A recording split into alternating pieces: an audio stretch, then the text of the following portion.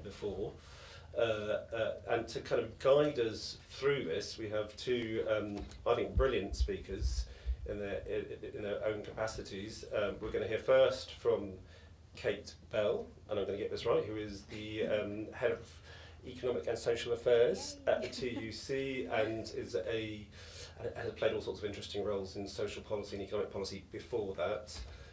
And we're going to also hear from Anthony Painter, who is Director of Research and Action, or Action and Research Centre at the RSA, which basically means he runs the think tank and the kind of innovation bit of the RSA, which is a tremendously interesting kind of policy organisation and more than policy organisation.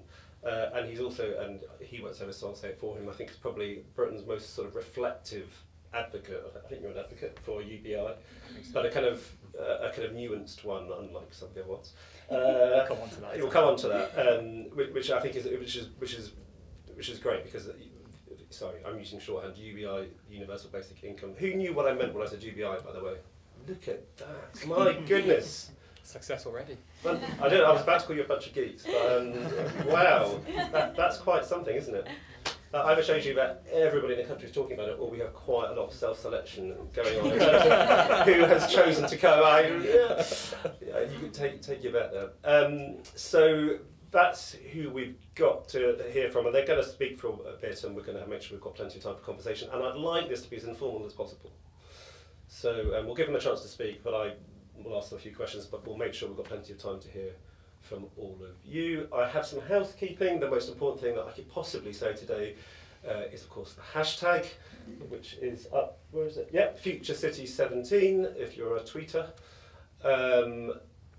If you've got phones, you know what to do with them now, please. And when you ask questions, we've got a microphone somewhere, so we'll use that. I think that is my main job done. So, Kate, I'm going to hand over to you to give us TUC and your own view. Okay, thanks, Gavin. Well, I can't possibly live up to the billing of brilliant, indiscreet, and better than standing noir, so I apologise in advance. And Gavin's said a couple of the points I was going to make about the nature of work now, but just briefly, for those of you who don't know the TUC, the Trades Union Congress, we're the umbrella body for the UK's 50 unions, and we represent around 5 million people in the UK, and they're working in a huge diverse range of sectors, and for some reason I've picked out from midwives to film technicians, and I'm glad I picked out film technicians because we're in a cinema here. So we basically spend our time thinking about the present and the future of work, and sort of how to make them better. So I thought I'd talk very briefly about the present of work, and then about two possible futures and how we might get there. So just talking about the present, Gavin's picked up really two of the main trends I wanted to talk about. We've got not quite record employment rates, but they're the highest since the 1970s, and I think it is really important that we remember how important that is. We know that being out of work is bad for your health, it's bad for your mental health, not to mention for your income. Obvious bad news, and again, probably not news to anybody here, is the UK's absolutely terrible wage performance. As Gavin said, this week is the 6th month of falling real wages, and there's a whole load of comparisons going around. Sometimes people say pay isn't as bad, hasn't been as bad since Napoleonic times, sometimes they say it's Victorian times, but whatever the message is, it's really, really bad. And then I think finally, the kind of key thing which the TUC has been focusing on alongside pay over the past year is that the other main trend since the financial crisis has been that the quality of work, something feels like it's going wrong basically with the quality and nature of our jobs. And maybe this doesn't affect everybody in the labour market, but the TUC estimates that around 3 million people, so that's 1 in 10 of the workforce, are now in some form of work which we genuinely see as insecure. So it might be there on a 0 hours contract, it might be there in some form of insecure agency work, it might be there in very low paid self-employment. And they're people who say things to us about their jobs like, it's not steady, I hardly get any work, but I always have to be available to work just in case they phone. When they do phone, I have to drop everything and say yes, otherwise I can't pay the bills. These are just some people who wrote to the TUC about their experience. Somebody said, no sick pay means I'll spend 2 days bedridden and then I have to work because I can't afford time off despite not being fit to work. And then someone saying, if the manager's in a bad mood with you, you'll get either none or minimal shifts the next week. So just giving a bit of a flavour of kind of what we mean when we're talking about this kind of maybe shift in the quality of work and people's actual experience of it. So that's kind of a quick canter through the present of work. What about the future? I thought I'd kind of give you the dystopian version first. Go on then. So, to kind of Darken up depress in here. us, basically.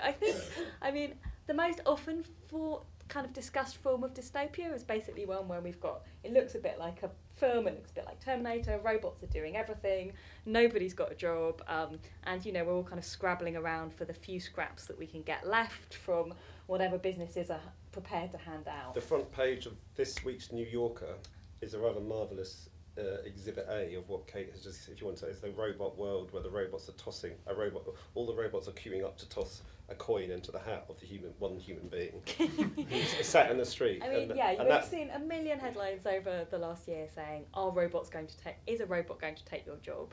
And I suppose my probable answer is, no, I don't think so. If we think about what's happened over the last 10 years, we've had an enormous technological shift. One of my favourite facts is it's just 10 years since the invention of the iPhone. You can think about, you know, a time of really significant change in how we work, how we use technology, how we shop. And as I said, we've got these record employment rates. Jobs haven't actually disappeared. And I think the idea that robots are going to come and take all our jobs rests on this concept that robots can do things more efficiently than we can, therefore businesses are going to invest in robots and eventually people will be out of work. And we'll have this kind of surge of efficiency. Again, if you look at the figures, that's definitely not what's happening in the UK. Productivity, so the measure of how much we produce per hour, has flatlined. Any measures of business investment in things like machines or capital or technology are also pretty flat. There's no actual sign that this huge wave of kind of invention and creativity in the technological world has actually had a big shift as yet in that form of actually replacing humans with new forms of technology. But I think where we can be a little bit more worried is thinking about continuations of the trends we've seen in the last decade, I guess. So worrying that we're still going to see firms holding down wages because workers don't have enough power to demand a pay rise, and also worrying that we're going to see an increasing fragmentation of work. And here again, I think it is interesting to think about the role of technology. So you have firms like TaskRabbit which say, okay, rather than employing someone as a handyman for a week, we're going to say, we want someone to come in and fix your shelves and we're going to pay them an hourly rate for that rather than a weekly rate. Now, I think thinking about both those problems, so you've got kind of a lack of workers' power basically pushing wages up, and you've got this kind of fragmentation.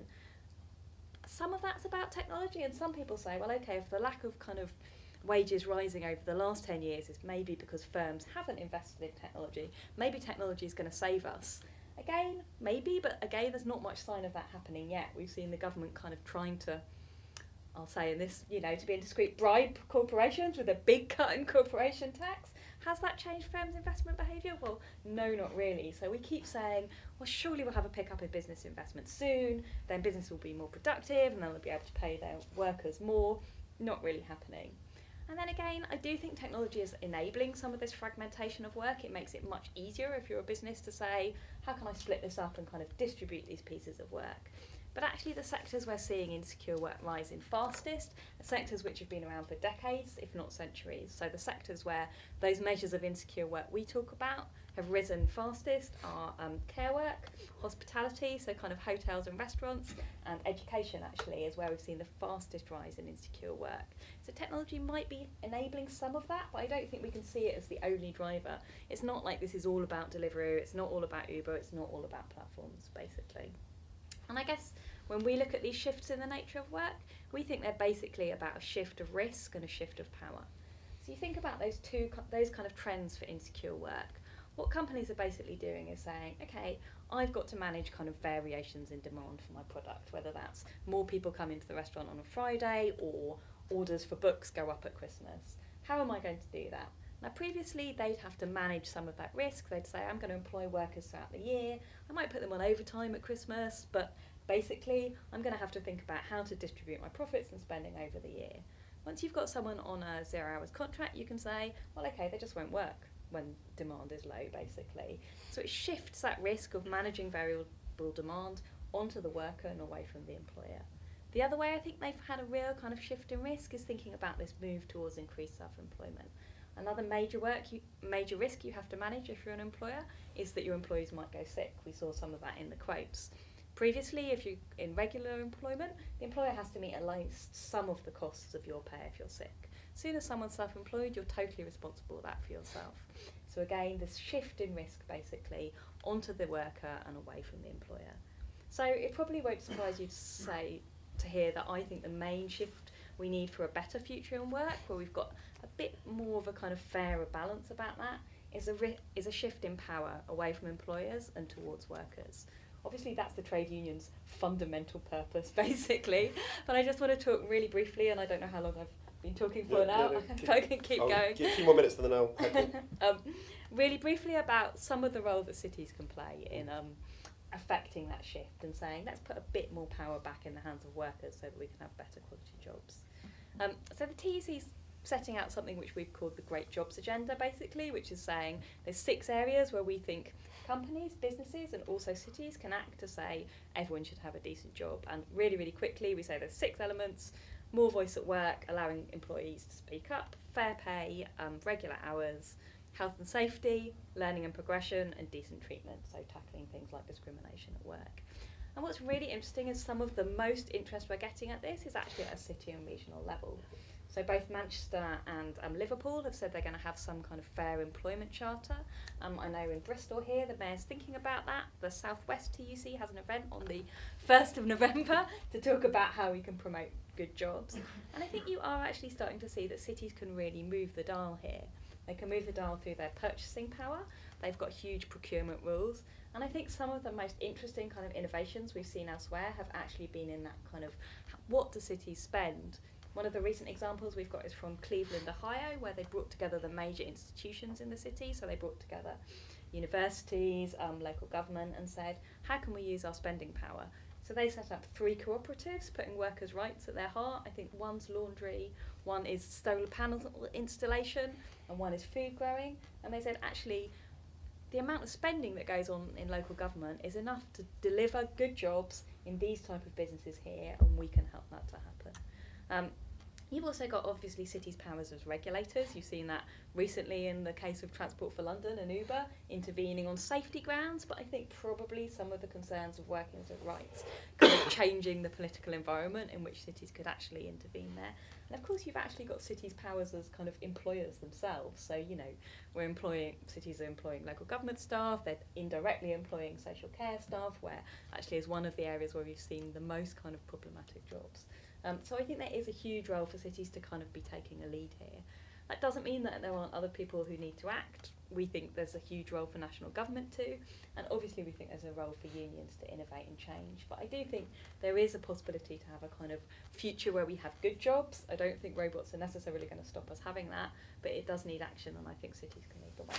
Great, thank you. Let's get so, before I turn to Anthony, just in case it's getting a bit cosy in here, I just thought I'd sort of, I'll give Kate advance notice that I'm going to push a bit on kind of the trade union role in this new world, or newish world of, as you say, kind of growing insecurity and so on.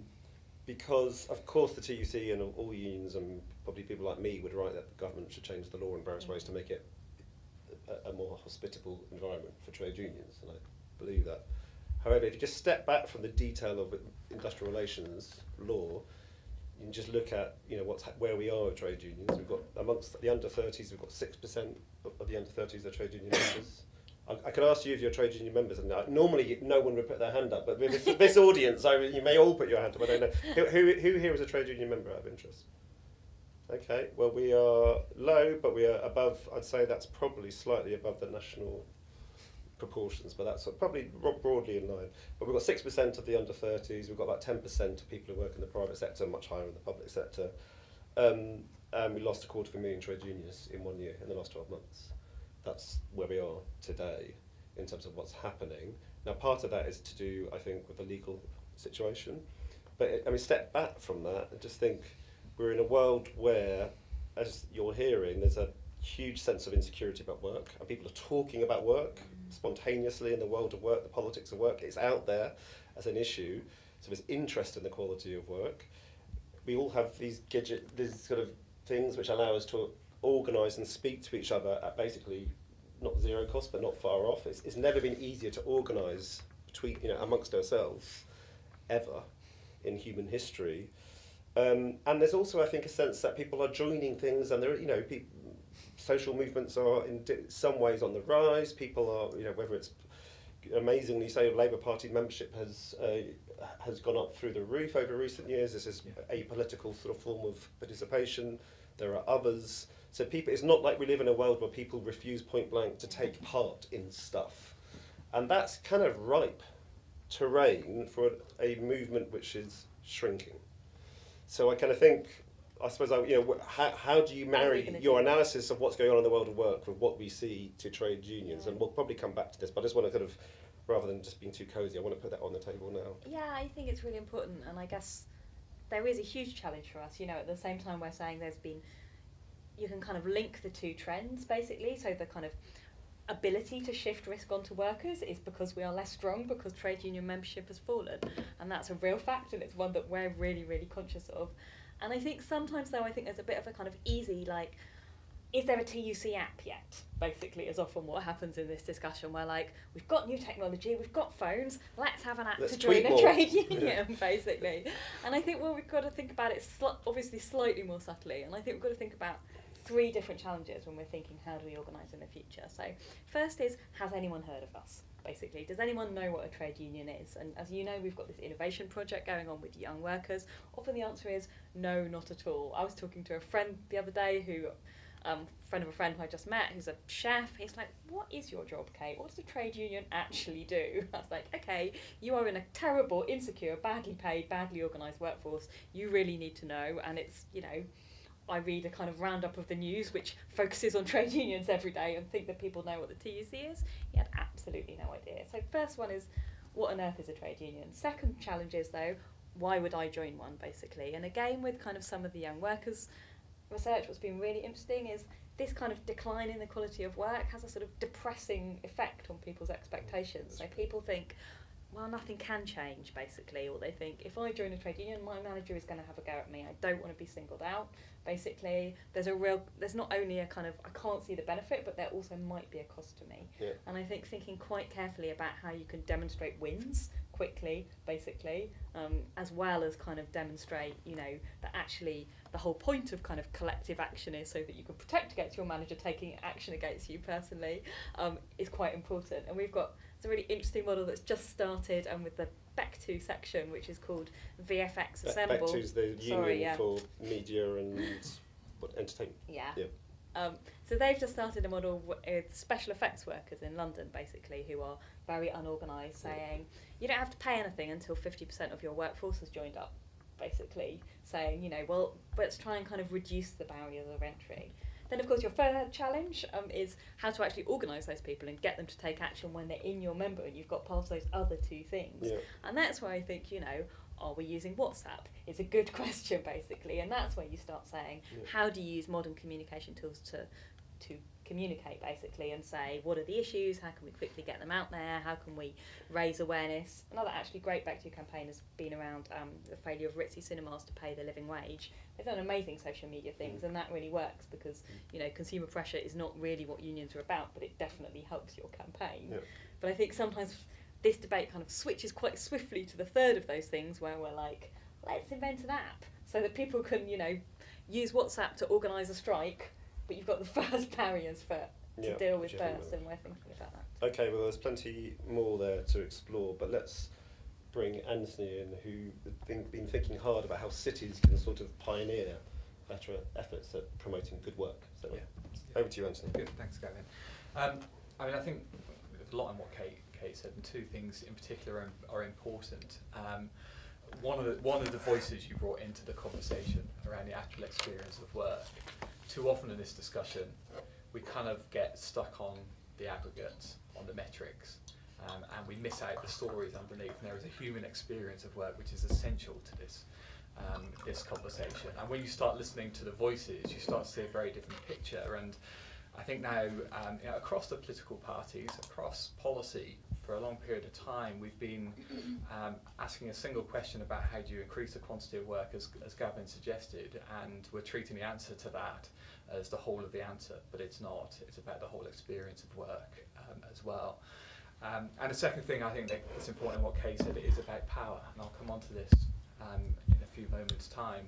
And I think cities are part of that power dimension, actually, as I think are trade unions. And I think universal basic income as an experimental contribution to how you can include people in economic prosperity and build better futures is an important part of the answer as well, and I'll come back to that. So, what is good work? Good work has a number of different dimensions. I should reference my chief executive's review into modern employment. Let's just get this out of the way, and then that's done and dusted. And then he also did Matthew Taylor did a review for the government on good work, which explores some of these issues. But we all have our personal reflections on this. But for me, good work has three key elements. It has to give you a sense of security. By security, I mean that there has to be some predictability to your life. If you behave in a certain way and take certain decisions, you're not going to fall off the cliff edge, or there's a lower risk of you falling off the cliff edge. Security is important. Belonging is important. There's a sense of identity derived from work, sense of human connection, who we are. It's intimately related to the work or the contribution we make. And by work, I don't necessarily mean only paid work. We do work in a household, in the community. There's different types of work as well. But belonging is important. And thirdly, if we so wish, we should be able to hope for a sense of direction and development through the work that we do. So security, belonging, and a sense of individual growth, a sense of collective growth, if you like. And these are all essential components about what work is. And often I hear the line that if you're in favour of UBI, you must be anti-work. Nothing could be further from the truth. There is a good work conversation that's very nestled in the wider UBI debate, and I'll come back to that. So how are we doing on security, belonging, agency, growth? I think despite record employment levels, which is partly a good news story, not uniquely, I think there's some really deep concerns that we should have around the state of modern work. What does the future look like, which is a series of questions that Kate asked. I think I know what it looks like. It looks pretty similar to the present, unless we change course. And the present has some deep problems within it, actually. If you look at what people are saying about their experience of work, there's this survey, British Social Attitudes, and in the last 10 years, particularly those on low pay and low skill, are reporting a declining feeling of autonomy and agency at work. Something is going on about how work is organised and degrees of control and power in the workplace, which is partly linked to technology, but it's also linked to management and organisation. And a sense of agency is being lost. There's a big change even over the last 10 years in this regard. Workers, again, especially lower paid workers, are feeling far more insecure. And there's lots of economic measures of insecurity.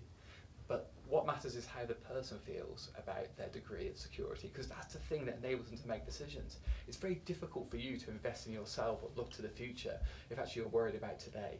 Right? So if there's a more widespread feeling of insecurity, that has knock-on impacts for the individual, but also have knock-on impacts, incidentally, for the firm, for productivity, for our economic future, for our health and well-being, and all those different things. The experience of poverty is a very common one. Actually, we have a very low number of people that are persistently in poverty for long periods of time when you do the international comparisons. But in a 4-year period, 30% of people experience poverty. It's a very common experience. And if you experience poverty even for 6 months or a year, you remember it, right? And that undermines your feeling of security, belonging, sense of possible direction, the feeling of power that you have to control your future. So I think overall, actually, for a very sizable part of the population, the experience of modern work is a problematic one. And even for some people who are in relatively secure jobs and okay pay, I'm not even talking about work-life balance, that's a whole series of other sets of issues, but they have very low resilience because underneath it all they have very low savings, for example.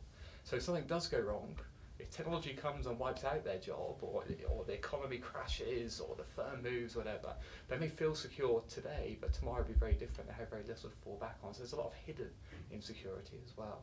So I think insecurity is becoming a big part of the modern working experience for a significant proportion of the population, and we need to be alert to that because that has big consequences for them, but I think it has big consequences for us as well. There are headwinds.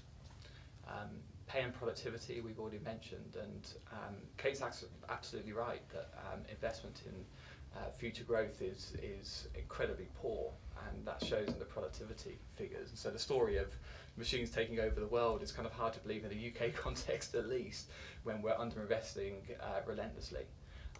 And pay growth is poor, as Gavin said. But then, alongside that, I think you've got to look at the interlocking relationship between welfare and work as well. And there's an increasingly difficult story here around universal credit. By the way, the problems that have been experienced with universal credit, people ending up in debt and rent arrears and all the rest of it, and being left weeks without money and going to food banks, these aren't implementation errors, they're design features. They're put in there deliberately to trick people up, because basically the philosophy that underpins the way that we do welfare is something that you've got to make it as tricky as possible for people. And if you make things as tricky as possible for people, alongside insecure feelings of work, then actually what you're doing is aggregating insecurity. You might be directing resources to people, and you'll be redistributing, and that's all positive, but alongside that you create this deliberate insecurity. So I think for a large portion of the working population, a significant minority, I think you're in a very difficult sector situation. Then alongside that, you have technology. Like Kate, I don't think we're going to see mass unemployment as a result of the robots.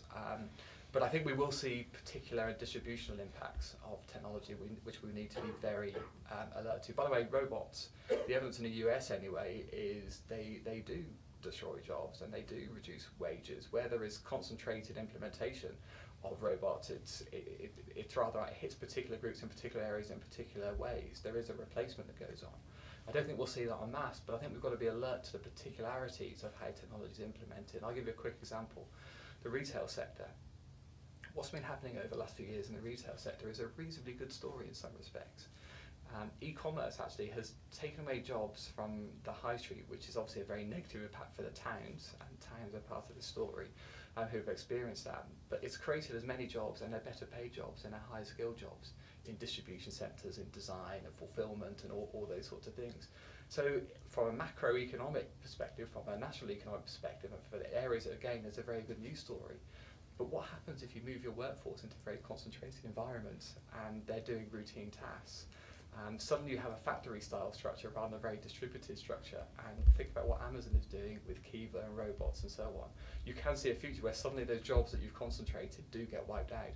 And that hits particular places and particular people in particular ways.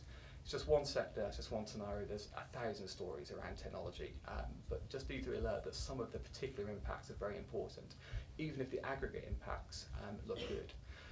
So there are some headwinds. Oh, and there's Brexit as well, but we'll save that for another day. Don't start that. I think we've done quite well, actually, to get into the second talk of the day, and there's not been a mention of Brexit. Give us a sense of what you'd like to be seeing the cities doing, leading on if they could. So cities are such an important part of the response to this. People are employed in places, they're educated in places, they're parts of social networks in places, they access systems in places, whether it's cities, towns, or otherwise. Cities, for me, have to pursue what we call inclusive growth strategies. What's an inclusive growth strategy? It's not a traditional economic strategy that just chases growth. It's one that tries to hard bake in social policy as interactive with economic policy. So economic growth, it's a model where economic growth relies on social interventions and social outcomes rely on economic growth. So you bind the two together. And I think actually cities need to start to be deliberately inclusive in their approaches. And Kay mentioned Cleveland, Pittsburgh is another one that has pursued a strategy of this nature for the last 30 years, where it's developed a strong critical mass of anchor institutions that have deliberately linked into local communities to provide opportunities and linking into the economic growth story in a post-industrial environment in Pittsburgh. It's an incredible story in many respects. But cities, in order to fulfill the promise of inclusive growth, have to become experimental. And there's a whole series of ways in which they are doing it and can do this. Some of it's about linking from welfare into work. Some of it's about engaging with employers and development within firms. Some of it is about dealing with some of the social problems around housing and so on, developing more security that way so people can make better working choices, and that has a lesser impact on services and so on. But one particular set of interventions that have kind of arisen in the last 2 or 3 years are actually inclusive growth strategies centred on basic income. And this is starting to be explored in Scotland in particular, in a UK setting. We've got a close dialogue going on with Glasgow, North Ayrshire, Fife and Edinburgh, all of whom have volunteered to do basic income experiments to promote inclusive growth, which means actually allowing people to step away from the current welfare system, to think about the support structures you put around them, to give them a basic income. Basic income is an unconditional payment on a regular basis, made on an individual basis as of right, it's unconditional. And you support them around this payment to access skills training, support, work and so on. It's about galvanising whole communities around inclusive growth, and by creating a greater level of security, you generate a sense of power, and that can increase the capacity of your community to grow in an inclusive way. So that's the hypothesis, and that's the proposition. These cities in Scotland have recently been supported by the Scottish Government, who have put together a seed fund to help development of these experiments. Similar things are happening in Oakland, in California, 2 or 3 cities in the Netherlands, in Ontario, in Canada, and so on. So one of the things that cities can do is start to experiment and become a voice for experimentation, both within the city itself, so persuading employers to be part of it, all the public services, communities themselves, but also with regard to the government as well. And I think actually there can be, and this is what's happened in Scotland, these cities came together to persuade the Scottish Government to put in the seed investment. Well, imagine if we have a network of cities across the UK, maybe including Bristol, that actually tries to persuade the UK government to invest in innovation and change, because we think that things can be done differently.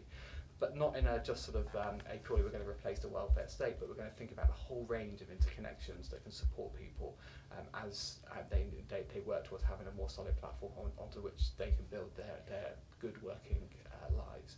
So I think it's experimentation, it's voice, it's leadership. And that's the role that cities have. And within cities are all the different webs of interconnection that, if you pull together, can actually quite have a powerful impact in supporting people as they go through their lives. Thank you very much, Anthony. Right, time is rolling on, so I'm going to open it up to you in 1 minute. So, gather your thoughts. Before I do so, Anthony, just so you speak kind of passionately about the case for trying a universal basic income, and you want to try it in particular in a few cities or a number of cities to see how it works. What else? Just give us a pithy statement. What else in a kind of painter world, if you like, where you're in charge?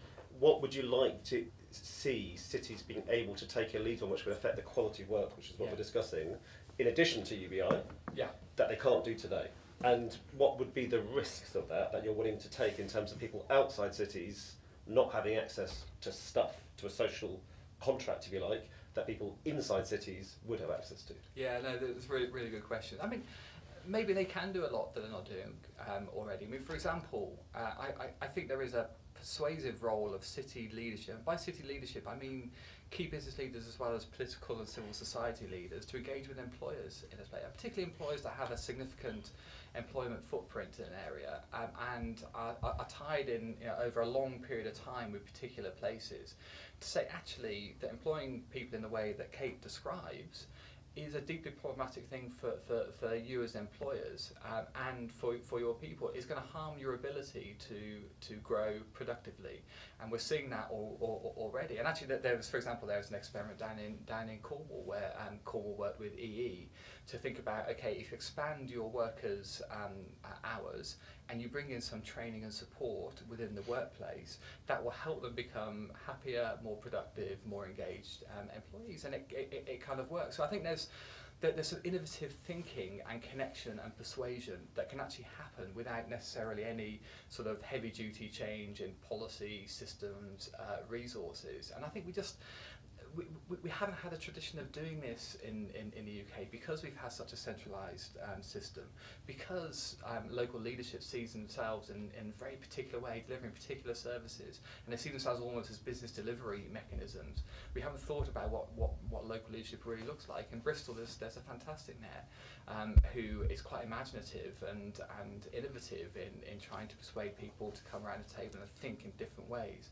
And then you start to move beyond employers and think about, well, how does the learning system change? We're experimenting with something called cities of learning. We're working with Brighton, Plymouth and Manchester to think about, if you bring the whole community together, to think about generating a sense of passion for learning in a way that can get accreditation and has value for employers as well as educational providers. What does that look like, and how does that work differently as a lifelong learning intervention compared with just delivering services in a top-down vertical way? So I think there's a whole series of interlocking things. Now, I can see as someone who advocates a universal policy, I can see how some people not having access to this innovation and opportunity is deeply problematic. But I think we've got to accept that social innovation can spread, and we shouldn't hold back those who want to really innovate and not give them the power, resource, encouragement to do so because others won't. What we should rather do is encourage the innovation and then encourage others to experiment with things that have worked as we realise interventions that can have an impact. Okay, right, you've had lots from us. I'd like to hear from you. I've got lots of questions, so if you don't put your hands up, I'll just ask them. But I think yours might be interesting. So I've got a gentleman in a blue shirt, I've got a gentleman at the back in glasses, and I've got two more gentlemen here, which is fantastic. But if there's someone who isn't a gentleman in the audience who wants to ask a question too, then that would be very welcome. So I'm going to do a bit of... So we're going to have the first two I mentioned, and then the lady at the back. My eyesight is going, so if I get any of this wrong, bear with me.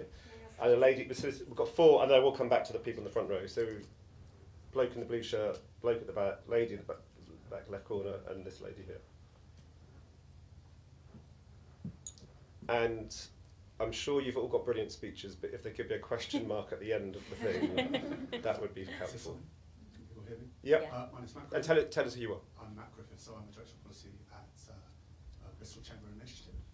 I'm actually working very closely with the Mayor at the moment, and I'm leading on the inclusive growth Very good. strand of the One City Plan.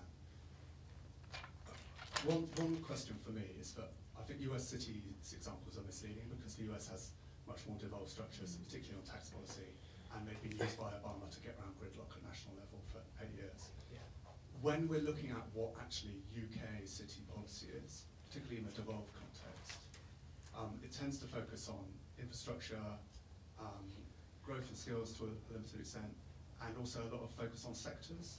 And from our point of view, particularly in this region, the growth sectors tend to be things like tech, digital, creative, which all have particular qualities, so tend to be high skill, capital intensive, access issues, you need higher education to get into them, relatively low employment creation industries, and the industries that don't tend to be looked at are care, hospitality, low productivity.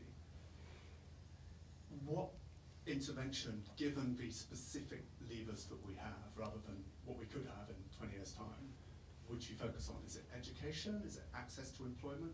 Is it unionisation? What's Great question. That's a good way to... Okay, we've got that one. I'm going to sweep up a few, okay? So there was, I think it was that, was it that gentleman at the back? Yeah, my memory's, yeah, fine. And then we're going to pass it, after you ask your short question, we're going to pass it along to the lady in that corner. Hi, my name's Andrew. I'm a student at the university here. Hello. Question for Kate about unions and sometimes the perception of unions that maybe they're not to be trusted because they're just vehicles for protest and striking and that sort of stuff. And how do we change that perception? You see in Germany, very strong economy and really strong relationships between employers and works councils. They're very cooperative. And is that something we can learn from? And if so, how can we implement it? Good question. Also, if you just pass it along the row, thank you. Hi, I'm Kat from Reimagineers. We're a startup that's actually building a creative platform to give people back their control and agency of their futures. And the way we're doing this is by helping them understand their needs, first and foremost. So when we look at the work, future of work, social movement, and we're looking at all sorts of other lenses on the future for the global community, self-sufficiency stood out for us, and we developed a methodology to rank these needs, particularly because of the freelance contract sort of consultants types that are actively finding ways to generate their own income. And what we're looking at is those physical manifestations of how that enables better mental resilience. It drives the ability to challenge the status quo. And then also from a security point of view, it's really that safety aspect, which obviously affects welfare and the less reliance potentially on it. I think my question is really about the role of data that can help build this evidence that there's a gap between how individuals in the future of work are operating on the outside versus the employees that are still sort of in a corporate bubble where they have a team who are doing all of the work for them potentially with the ideas that they come up with. Having been an entrepreneur and gone through that experience and also being a freelancer in a very, very early stage before it was the term freelance economy. Sorry. That's all right. So I guess just a question in terms of data. What's missing and what else do we need potentially to really start having these conversations in a more practical way that drives action? Thank you, Kat. And I think there was a lady who was in the middle. Oh, have I lost her? Oh, no, yep, she's sorry, right there. Thank you. Hi, I'm Malu from the University of Bristol. My question is regarding the role of the private sector. Yeah. So there has been some schemes, certification schemes, such as the Corporation, Future Fit Business Benchmarks, that have been growing quite fast here in the UK. And I was wondering, I would like to hear your thoughts on that. They have been setting standards of work quality, living wage, job security to companies, and I'd like to hear your opinion on that. On labour standards particularly, yeah? Local labour standards. Yeah, I think I've got you. Okay, thank you for that. I think we're going to pause there and we're going to come back to the panel. I don't think you should answer every question, each of you. The first one, which was on the US, well, first of all, US cities is a bit misleading because they've got different powers, but the really key point there is what about sectors which are low pay, low productivity, which is something I know the TUC think about. Two things, I suppose, to say on kind of where would you focus, and one is, yes, please do focus on the low pay, low productivity sectors. That's where you've got most potential to kind of move the dial, if you like. Procurement, I think, local authorities, city regions do not use their procurement enough. Social care sector is an enormous sector, driving up standards in social care. I understand there are government constraints on the amount of money you've got to spend, but that is a huge lever and can really set a change of direction. The other thing that I think is really important is reputation. I'm partly thinking about this because we met HMRC yesterday, who do naming and shaming of employers who don't pay the national minimum wage. Yeah. And they were talking about how much kickback they're getting from employers when they do that. That is an amazingly... Enforcement of the national minimum wage is actually something this government has done reasonably well. They've put more money into it. The amount being enforced has gone up. And just saying, you might remember that Argos, I can remember if it's Argus or Argos, anyway, the big shop didn't pay the national minimum wage, and there was acres and acres of newsprint. That was really effective in saying, this isn't okay, this isn't how we want to operate, this is not how you run a business in the modern economy. And local leaders have got a huge amount of power in just saying, this is the kind of way we want to operate, and this is what we can do. And you've got a question, I'm going to rattle through these because I want to bring other people in. You've got a question from, I think, Andrew at the back on how do we build Germanic levels of sort of trust in the unions, if I paraphrase. Yeah, I mean, that is a great question, basically, and one that we are constantly advocating for. I mean, one of the things, again, it's going back to sectors which we constantly advocate for, is there are lots of these problems which would be better dealt with at our sector level. Take the retail example, basically. Tesco, Aldi and Lidl are competing on price. They are likely to compete to push down the wages of their workers. It would be much better if we had a sectoral approach to saying, we've got some common standards across this sector. We have collectively negotiated a bottom rate at least, a way of dealing with 0 hours contracts, and that's what the German example has. But we also think that sectoral level is a good way of thinking about some of the other challenges we're facing, so low productivity in certain sectors, which we talked about, how to deal with the challenge of automation, what are the benefits that you might have of automation. And so we are kind of consistently saying to government, look at your industrial strategy, that asks how to drive up productivity. Why don't you take a sectoral approach, and why don't you use the insights that workers can give you, just like they do in the German economy, for example, one of the most productive we have. You're also, talking about tackling insecure work. Again, you could be taking this kind of sectoral approach, and that is moving towards, as you say, that sort of German-style social partnership model, which, of course, we are trying to advocate for, as well as just saying sometimes workers, need to use their power to go out on strike. Cool. Anthony, if you just pick your key points. So very briefly on this point, there's a lot of variety in the US. That's why it's interesting. And actually, the examples we put out are examples of places that have gone beyond their formal powers and they've created new reservoirs of power. I think that's my answer, really. And there are places in the UK, Preston has done a similar thing to Cleveland, for example. It's thinking imaginatively of what can we do when we understand the assets and resources that we have in this place, and how could that enable us to do some difference, rather than what are our formal responsibilities and powers. The data point, I think, is a really interesting one. I think the sort of sentiment analysis that you're talking about is really important. We Gavin quoted at the beginning of this session what the latest employment data is. We have the quant data, and that we have that every month, and it's clear, and it'll be one of the lead stories on the BBC News tonight. But the underlying picture is something that that British social attitudes data I picked up. That happens once every 3 or 4 years. We should have a similar means of understanding and tracking the actual experience of work alongside the quantum of work. That's what's lacking. On the business question, I think it comes back to the first point as well, and links into what Kate was saying to a certain extent as well. I think those low pay sectors and employers and so on, I think local leaders can start to ask some difficult questions themselves. There are lots of interactions that local businesses have with local authority. And why not use some of those levers, supply relationships as much as anything else, planning relationships, tax relationships, to ask some of those questions. What's the experience of work, going back to the point before, within your firm, and what are you doing to improve it? What are you doing to invest in your people? And then publish that. Brilliant, thank you, Anthony. We've got a gentleman in the front row who I brutally cut off in a very overtly discriminatory way before. So we're going to give, and they've got 2 gentlemen in the front row, and we have a lady directly in front of me, and a lady just 2 along for her, and we'll try and squeeze you in if we can. So it's just, we're going to rattle through these because it's a short session. We should be longer.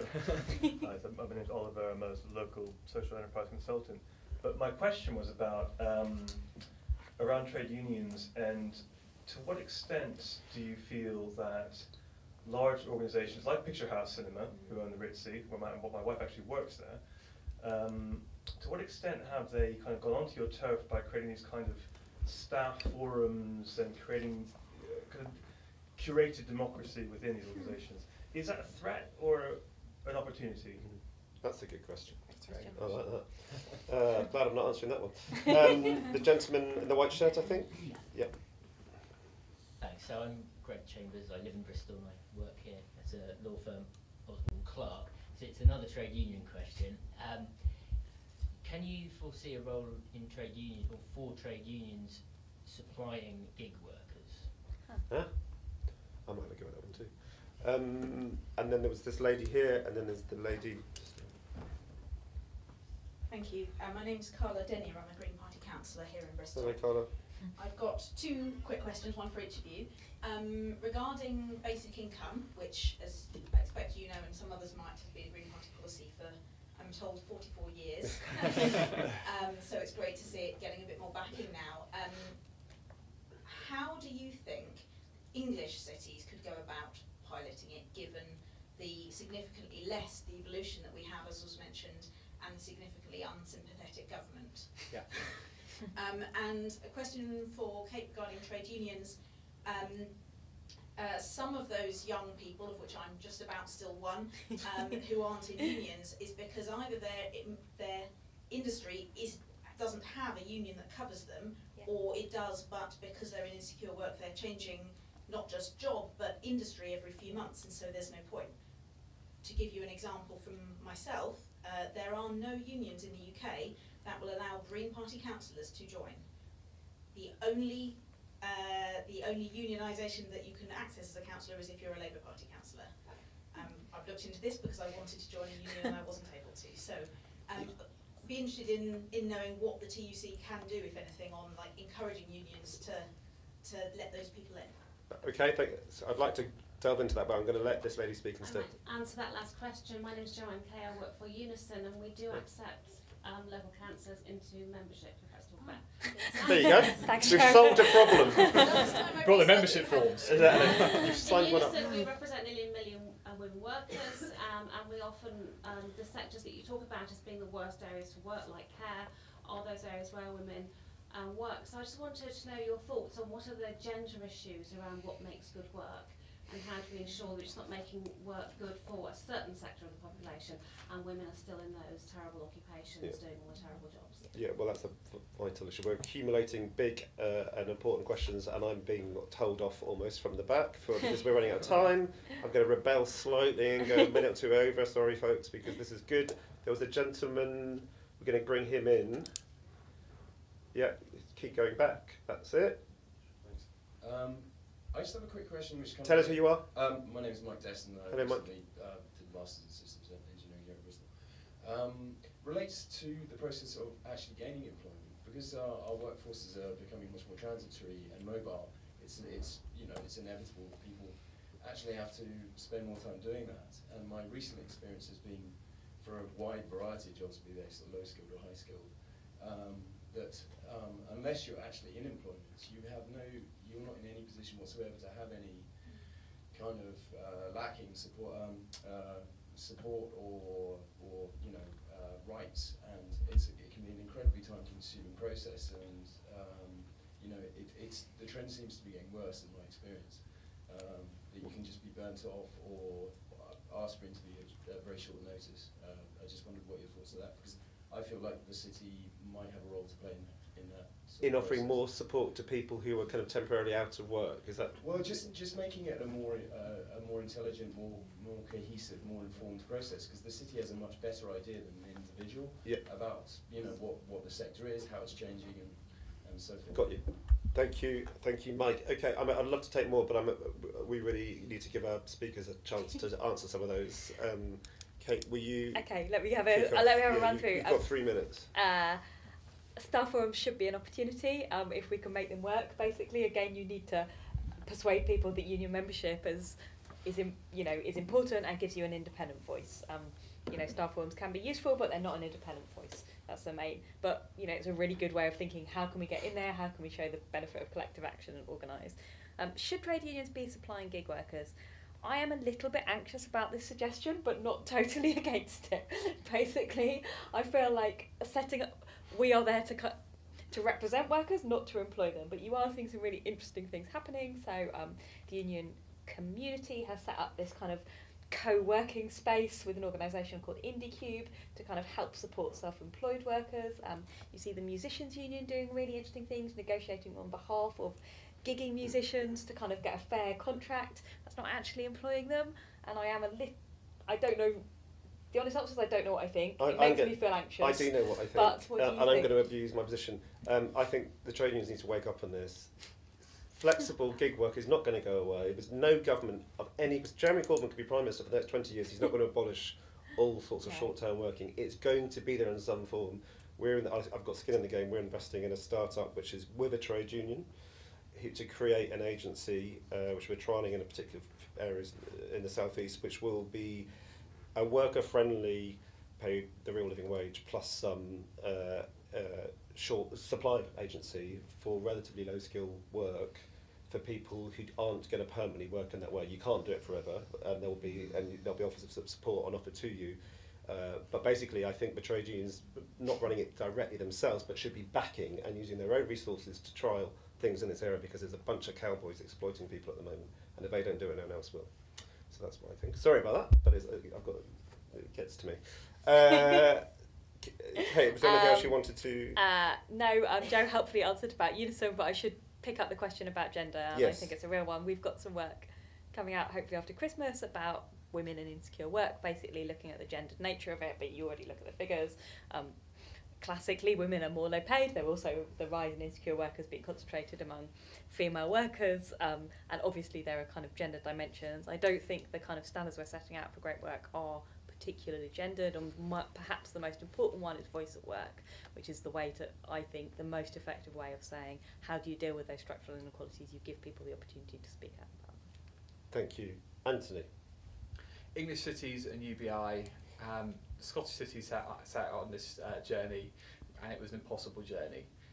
Suddenly there's some seed funds to help them continue on that journey. Who knows where it'll go next? So I would encourage you to design what a basic income experiment could look like in Bristol. Already I've had conversations with a whole series of cities and combined authorities about this at different scales. Sometimes it's on an individual housing estate, even to a larger scale. The government knows it's in a complete pickle with universal credit. It knows it doesn't work. It's going to have some thinking about what might replace it at some point, and it needs some access to innovative thinking and experimentation. You don't even have to call it basic income, call it whatever you want, but link it to a whole series of other things, and then I would just push and push and push. I'd link it with other cities in the UK and globally, and there's a lot of cities globally that are looking to this to create a bit of movement and voice around this, and if you want my help to do that, I'm always here to help in that. Yeah. And then just very brief on this point about, I think you're right, I think cities do have a role. Is it just looking at an example? This is the chap who was asking about support. Support, exactly. And I think this does partly go back to the welfare issue again. People don't want to approach the welfare institutions because they are sort of judgmental and policing. And actually you can design support structures that are there to help people, that people want to use because they trust them. Suffolk is doing this. For 18 to 24-year-olds, they've set an employment support service called MyGo that helps them navigate some of the getting into work market. And what they've done is completely separated it from the benefits system. Because if you link it to the benefits system, it's straight away around the benefits system conditioning your behaviour, sanctioning you for doing the wrong thing, monitoring what you're doing, and that is no way to go. So cities can develop alternative ways of supporting people and get the feedback of how particular employer experiences, individual experiences can be improved in the process. Thank you, Anthony, and that's a relatively upbeat note. Who needs Scandi film noir when you can talk, when you can canter through the future of work and cities at a pace in an hour.